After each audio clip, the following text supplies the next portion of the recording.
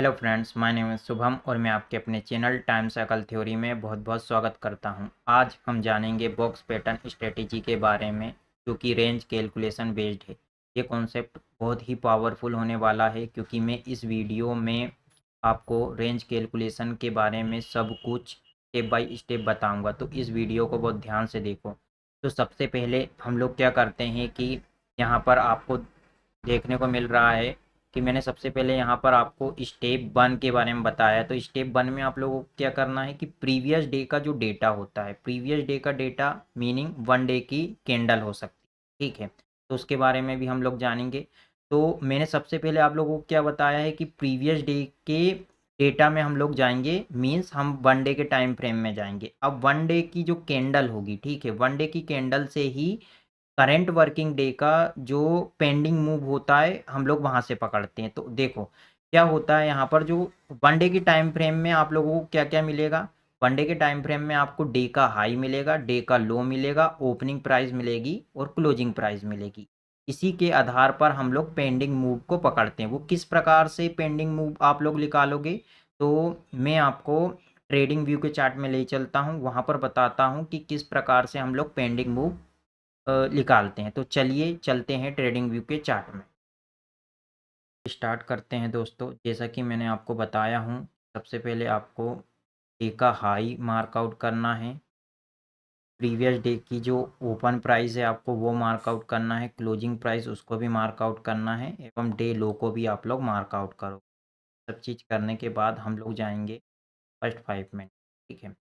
5 minute में जाने के बाद आप लोग यहाँ पर क्या करोगे कि सबसे पहली जो वैल्यू होती है, यहाँ थोड़ा सा समझने का प्रयास करना कि किस हिसाब से रेंज को कैलकुलेट किया जाता है एवं किस डायरेक्शन में मार्केट जाएगी, ये हमको पता होना चाहिए, ठीक है। तो यहाँ पर आप लोग देख पा रहे हैं कि सबसे पहले मैं क्या करूँगा कि सबसे पहले यदि मार्केट का मूव मेरे को जानना है, तो मेरे पास डेटा क्या होता है, जो करंट वर्किंग डे का 5:30 का जो डेटा होता है, उसी के आधार पर ये देखा जाता है कि मार्केट किस मूव को पहले कंप्लीट करेगा, ठीक है। ये मार्केट खुद आपको बताता है, बट आपको समझने का प्रयास करना पड़ेगा।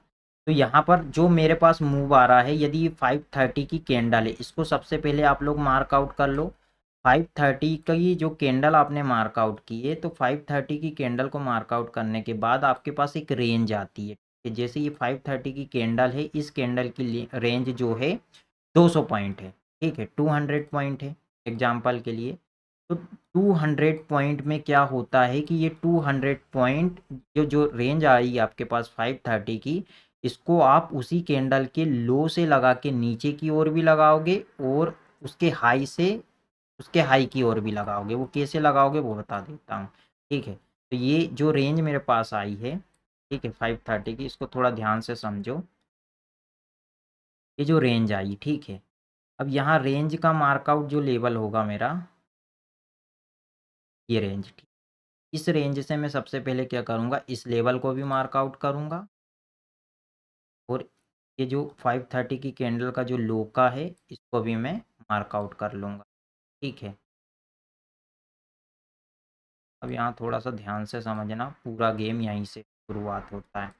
अब तुम देखो, आपको क्या करना है कि सबसे पहले इस 5:30 की जो रेंज है, ठीक है, 5:30 की जो रेंज आपके पास आई है, इसको कैलकुलेट आप करोगे कि मान लो मार्केट इस पॉइंट के नीचे ट्रेड करेगा, ठीक है, इस पॉइंट के नीचे ट्रेड करेगा, तो कौन सा पेंडिंग मूव कंप्लीट होगा मार्केट का, ये वाला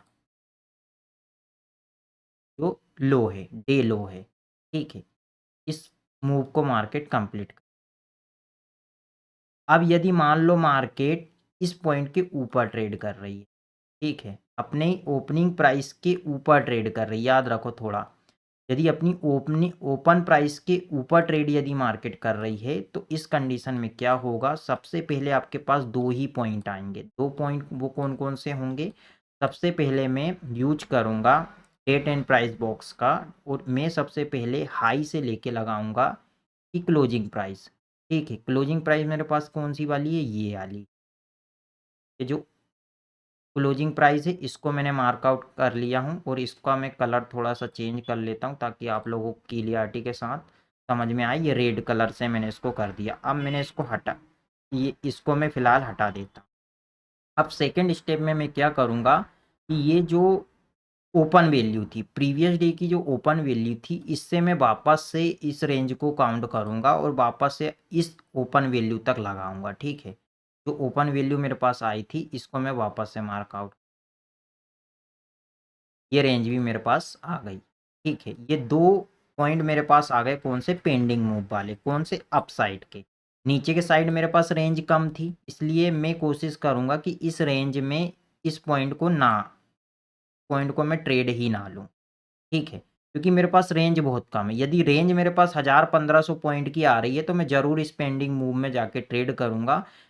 इस पॉइंट के नीचे यदि मार्केट ट्रेड करती है, ठीक है? मैंने आपको क्या बताया, इस पॉइंट के नीचे यदि मार्केट ट्रेड करती, तो मेरे पास रेंज आई 1000 पॉइंट की, तो मैं यहाँ पर एक चीज़ करूँगा, यहाँ पर शॉर्ट की एंट्री आइडेंटिफ़ाई करूँगा मैं यहाँ पर, और इसी पॉइंट के ऊपर का एसएल लगाऊँगा मैं। 200-250 पॉइंट का एसएल लूँगा और ये वाले पेंडिंग मूव को मैं कंप्लीट करूँगा, ठीक है? अब यदि मान लो मार्केट अपने ओपनिंग वैल्यू से ऊपर ट्रेड कर रहा है, अपनी ओपनिंग वैल्यू से ऊपर ट्रेड कर रहा है, तो मैं क्या करूँगा, सेकंड एंट्री इस पॉइंट में डिसाइड करूँगा।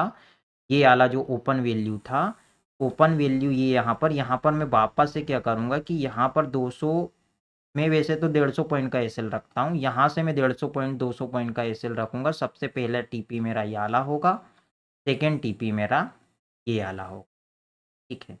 इसी पॉइंट के एसएल के साथ मैं ट्रेल करूँगा और यहाँ पर वापस से ये मेरे पेंडिंग मूव कंप्लीट करेंगे, ठीक है? फर्स्ट पेंडिंग मूव मार्केट कौन-सा कंप्लीट करेगा? ये वाला करेगा। सेकंड पेंडिंग मूव मार्केट ये वाला कंप्लीट करेगा। इसके ऊपर सस्टेन करती है, तब मार्केट अपने ऊपर के पेंडिंग मूव को कंप्लीट करेगा। अब यहाँ थोड़ा-सा ध्यान से एक चीज़ समझो कि आपको समझना है कि मैंने प्रीवियस डे के वीडियो में भी समझाया था कि जो 530 है, ठीक है? 530 से ही आपकी रेंज निकलती है। यदि और डीपली आप लोगों को इस रेंज कैलकुलेशन को समझना है, तो मैं डिस्क्रिप्शन बॉक्स में आपको टेलीग्राम चैनल की लिंक दे दूँगा। आप उस टेलीग्राम में जॉइन हो जाना और वहाँ से आप मुझे डायरेक्ट डीएम भी कर सकते हो, ठीक है? डीएम भी कर सकते हो। पर्सनल भी मैं लोगों को ये चीज़ सिखाता हूँ। प्राइवेट बेस में भी सिखाता हूँ। मेरा टेलीग्राम चैनल और VIP group free of cost है। यदि ये वीडियो आपको अच्छा लगा हो तो लाइक करो, कमेंट करो, वीडियो को शेयर करो, ताकि ऐसी वीडियो मैं आगे भी लेके आता रहूँ। बट ये है कि धीरे-धीरे आप लोग चीज़ों को सीखो। यदि आप धीरे-धीरे चीज़ों को सीखोगे तो मुझे सिखाने में बहुत मज़ा आएगा और आगे भी मैं आपको बहुत ही एडवांस लेवल की चीज़ें सिखाऊँगा। बस ये है कि आप अपनी ईमानदारी के साथ काम करो। धन्यवाद दोस्तों।